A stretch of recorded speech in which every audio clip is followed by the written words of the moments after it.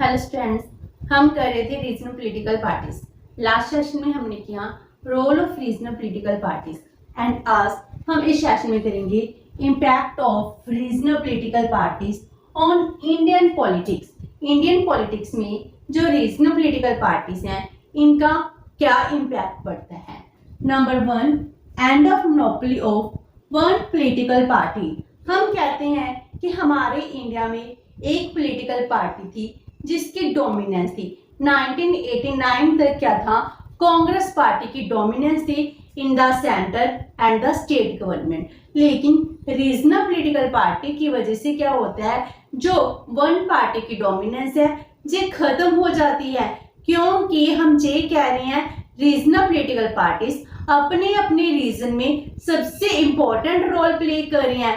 तो स्टेट्स में किसकी गवर्नमेंट चल रही है, वो है regional political parties. It means क्या है, dominance of one single party खत्म हो गई। इस तरह हम ये कहते हैं रीजनल पॉलिटिकल पार्टी से कोलिजन का एरा है वो स्टार्ट हो जाता है। हम ये कह रहे हैं जितने भी पॉलिटिकल पार्टीज हैं जो सत्ता में आती हैं, अपनी सरकार बनाती हैं, वो किसके ऊपर बेस्ड होती हैं, कोलिजन के ऊपर बेस्ड होती हैं, अलायंस करती हैं, फिर जाकर वो अपनी सरकार बना पाती हैं। और जो 17th लोकसभा थी इसमें बीजेपी ने मेजोरिटी गेट की, लेकिन फिर भी उन्होंने कौन सी सरकार बनाई है, कोलिजन की सरकार बनाई है। इसलिए हम ये कह सकते हैं कि आज के टाइम में कोलिजन का एरा चल रहा है। इसमें सिर्फ कोलिजन की गवर्नमेंट ही काम कर रही है, एक पार्टी मेजोरिटी गेट नहीं कर पाती है।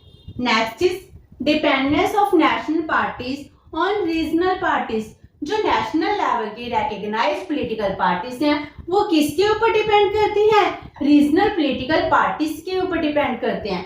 हम कहते हैं हमारे देश में एक रिकॉग्नाइज्ड नेशनल पॉलिटिकल पार्टीज हैं, ये सब सत्ता में आने के लिए, अपनी सरकार बनाने के लिए किसके ऊपर डिपेंड कर रही हैं, रीजनल पॉलिटिकल पार्टीज के ऊपर डिपेंड कर रही हैं। क्योंकि हम ये कहते हैं कि एक पॉलिटिकल पार्टी है वो मेजोरिटी गेट नहीं कर पाती है, उसको रीजनल पॉलिटिकल पार्टी के साथ अलायंस बनाना पड़ता है। अगर वो उनके साथ अलायंस बना रही हैं इट मींस क्या है, वो आपस में मिलकर इलेक्शन लड़ रही हैं, उसके बाद वो जीतती हैं, उसके बाद ही वो सरकार बनाती हैं। इट मींस क्या हो गया, उनको रीजनल पॉलिटिकल पार्टीज के ऊपर डिपेंड होना पड़ता है। इसीलिए उनको अगर पावर में रहना है उसके लिए क्या जरूरी है, रीजनल पार्टी की हेल्प की जरूरत होती है। तो हम ये कहते हैं जितनी भी नेशनल पार्टीज हैं वो सेंटर की सभी रीजनल पॉलिटिकल पार्टीज के ऊपर डिपेंड करती हैं।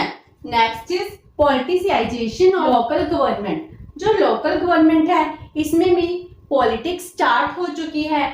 हम ये कहते हैं जितनी भी रीजनल पार्टीज हैं, रीजनल पार्टी स्टेट पर तो कंट्रोल कर रही हैं, साथ में इन्होंने जो लोकल लेवल की इलेक्शन है इसमें भी बहुत इंपॉर्टेंट रोल प्ले किया है। ये क्या करती हैं, जितने भी पंचायत की इलेक्शंस होती हैं, म्यूनिसिपल कमेटी की, कॉर्पोरेशन की इलेक्शन है, इनमें भी डोमिनेंस किसकी होती है, रीजनल पॉलिटिकल पार्टीज की होती है। तो हम ये कहते हैं रीजनल पॉलिटिकल पार्टीज हैं दे acquired control over local bodies, जैसे पंचायत समिति, जिला परिषद, म्यूनिसिपल कमेटीज, कॉर्पोरेशन। तो जितने भी लोकल लेवल की गवर्नमेंट है इसमें भी रीजनल पॉलिटिकल पार्टीज हैं बहुत ज्यादा इम्पैक्ट करती हैं, अपना रोल प्ले कर रही हैं। Next is tension between centre and state. जो रीजनल पॉलिटिकल पार्टीज हैं ये क्या करती हैं, सेंटर को टेंशन दे रही हैं, क्योंकि रीजनल पॉलिटिकल पार्टी जब एक स्टेट में कंटिन्यू रहती हैं वो क्या करती हैं, वो ऑटोनॉमी की डिमांड करती हैं। वो ये कहती हैं हमको ज्यादा पावर मिलनी चाहिए। तो स्टेट हर साल हर टाइम क्या कर रहा है, ऑटोनॉमी की, पावर की, ग्रांट्स की डिमांड कर रही हैं, लेकिन उनको ऑटोनॉमी नहीं दे पा रही है। तो इन दोनों में क्या स्टार्ट हो जाते हैं, क्लैशेस शुरू हो जाते हैं। तो जितनी भी टेंशन है सेंटर एंड स्टेट में ये क्यों हो रही है, रीजनल पॉलिटिकल पार्टीज की वजह से ही हो रही है। ये सभी ऑटोनॉमी की डिमांड करते हैं लेकिन सेंटर ऑटोनॉमी देने को रेडी नहीं होती है। Next is tension among different states. पहले तो सेंटर एंड स्टेट थी, अब डिफरेंट स्टेट्स में भी टेंशन की वजह है जो रीजनल पॉलिटिकल पार्टीज हैं। क्योंकि हम ये कहते हैं अगर टू स्टेट्स हैं, इनमें कभी वाटर डिस्प्यूट चल रहा है या फिर कभी टेरिटोरियल डिस्प्यूट चल रहा है, ये डिस्प्यूट बहुत कॉमन हो चुके हैं। जैसे दो सबसे इंपॉर्टेंट वाटर डिस्प्यूट्स हैं, जैसे सतलुज जमुना लिंक पंजाब हरियाणा का, कावेरी डिस्प्यूट तमिलनाडु एंड कर्नाटका का, जो वाटर डिस्प्यूट है जो कितने ही सालों से चल रहे हैं। इट मींस क्या है, जो स्टेट्स हैं इनमें भी टेंशन की वजह क्या है, रीजनल पॉलिटिकल पार्टीज होती हैं। Next is politics of agitation. Agitation की पॉलिटिक्स बना दी है जो रीजनल पॉलिटिकल पार्टीज हैं, जो एगिटेशन को एज अ मीन यूज करती हैं ताकि सेंटर इनके प्रॉब्लम्स को देख सके।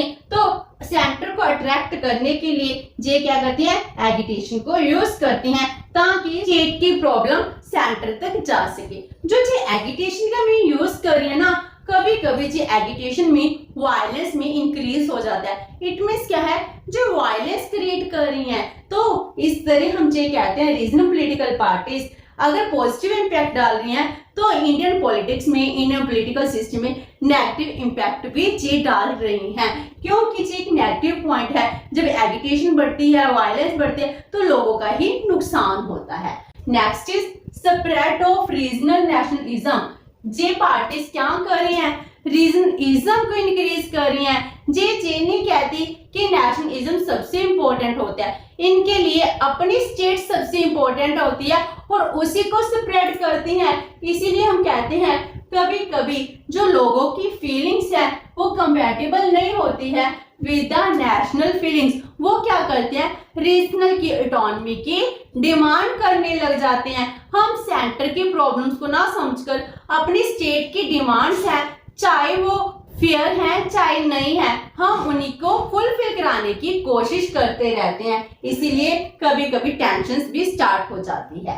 Next is more development of the states. जितनी भी स्टेट्स हैं उनकी डेवलपमेंट के लिए रीजनल पार्टीज बहुत इंपॉर्टेंट रोल प्ले कर रही हैं। हम ये कहते हैं कुछ स्टेट्स हैं इंडिया में जो बहुत ज्यादा डेवलप हो चुकी हैं एंड कुछ स्टेट ऐसी हैं जो बिल्कुल डेवलप नहीं हुई हैं। तो अगर हम उनको देखें, जिन स्टेट्स में रीजनल पॉलिटिकल पार्टी की डोमिनेंस है वो अपने स्टेट को ज्यादा डेवलप कर रही है, तो हम ये कहते हैं रीजनल पॉलिटिकल पार्टीज हैं, they strengthen their base in their concern state. क्योंकि उनके लिए कंसर्न स्टेट होती है वो सबसे इंपॉर्टेंट होती है, उसकी डेवलपमेंट करना चाहते हैं, उनके लिए नए नए प्रोजेक्ट्स लाते हैं। तो हम ये कह सकते हैं कि अगर कुछ स्टेट्स डेवलप करते हैं, अगर वहां पर रीजनल पॉलिटिकल पार्टी होती है तो उस वजह से उनकी डेवलपमेंट बहुत ज्यादा फास्ट हो जाती है। अगर वहां पर नेशनल लेवल की पॉलिटिकल पार्टी होती है, उनकी डेवलपमेंट की ग्रोथ क्या होती है, थोड़ी स्लो होती है। Next is political instability. Political instability भी रीजनल पॉलिटिकल पार्टी की वजह से हुई है, ये भी एक नेगेटिव इम्पैक्ट है। हम ये कहते हैं कि रीजनल पॉलिटिकल पार्टी से, कोलिजन के एरा से आज की पॉलिटिक्स क्या बन चुकी है, मौका परस्त बन चुकी है। अगर मुझको किसी और पार्टी में जाकर बेनिफिट मिलेगा तो मैं वहां पर चले जाऊंगी। इसके लिए हम अपनी स्टेट की, अपनी पार्टी के इंटरेस्ट नहीं देखते, इसमें सिर्फ हम किसके इंटरेस्ट देखते हैं, अपने इंटरेस्ट देखते हैं। तो पॉलिटिकल डिफेक्शन है, ये भी इंपॉर्टेंट प्रॉब्लम बन चुकी है। क्योंकि जितने भी पॉलिटिशियंस हैं वो पॉलिटिशियन क्या करते हैं, एक पार्टी को छोड़कर दूसरी पार्टी को ज्वाइन कर लेते हैं। इट मींस क्या है, जो पॉलिटिशियंस हैं, पॉलिटिशियंस क्या कर रहे हैं, अपनी पार्टी को छोड़कर दूसरी पार्टी को ज्वाइन कर कौन सी प्रॉब्लम क्रिएट कर रहे हैं कि एक पार्टी के नाम पर इलेक्शन लड़े थे, अब उनकी आइडियोलॉजी चेंज हो गई, दूसरी पार्टी में आ गए। ये सब कुछ क्यों इंक्रीज हुआ है, क्योंकि रीजनल लेवल की जो पॉलिटिकल पार्टीज है इनकी इंपॉर्टेंस इंक्रीज हो गई है।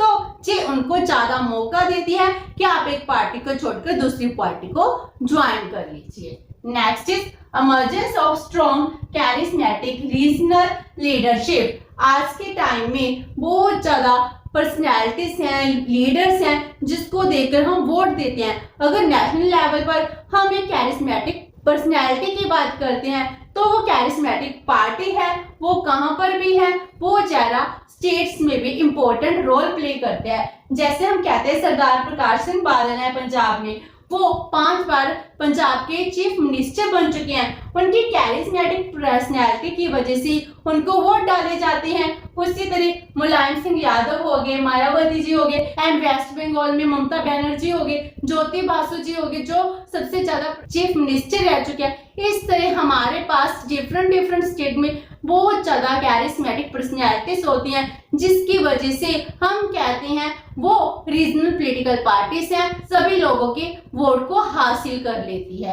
तो इनकी पर्सनैलिटी की वजह से जो रीजनल लेवल की पॉलिटिकल पार्टीज है, इनकी इंपॉर्टेंस इंक्रीज हो गई है। Next is rise of politics of electoral alliance. Electoral alliance में भी पॉलिटिक्स अराइज हो चुकी है। इसका मीनिंग क्या है कि हम इलेक्शन टाइम अलायंस करते हैं। जो नेशनल लेवल की पॉलिटिकल पार्टीज हैं, वो पॉलिटिकल पार्टीज किसके साथ अलायंस कर रही हैं?